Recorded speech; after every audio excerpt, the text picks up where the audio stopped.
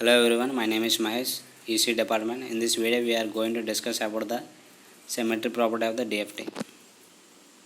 Assume that the endpoint sequence x of n and its DFT are both complex valued, that the sequence can be represented as x of n is equal to xr of n plus j into xi of n.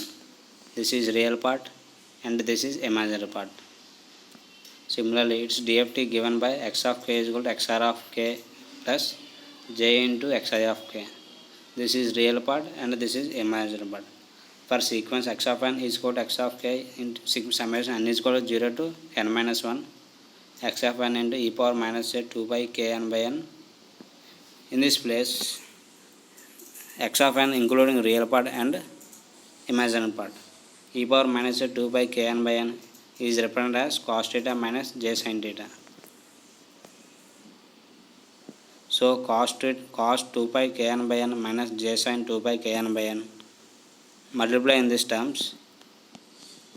For the first term was xr of n into cos 2 pi kn by n, and for the second term j into xi of n cos 2 pi kn by n. And this term xr of n minus j sin 2 pi kn by n, then the next term was minus j into minus j, that is j square is equal to minus 1. Here minus 1 into minus becomes plus into xi of n into sin 2 pi kn by n. Now we are going to separate the real part and imaginary part.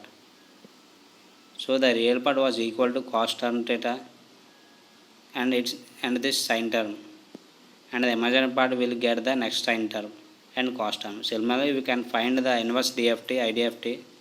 We know that the inverse DFT is x of n is equal to x of k into e power minus j 2 pi kn by n. Instead of e power minus j, we will get e power j 2 pi kn by n. In that case, we will get cos theta plus j sin theta. So similarly, we separate real part and imaginary part, xr of n into xi of n. For real and even sequence, if xi of n is real and even sequence, that case x of n is equal to x of capital N minus n. X of n is real and even sequence. Xi of k is equal to 0.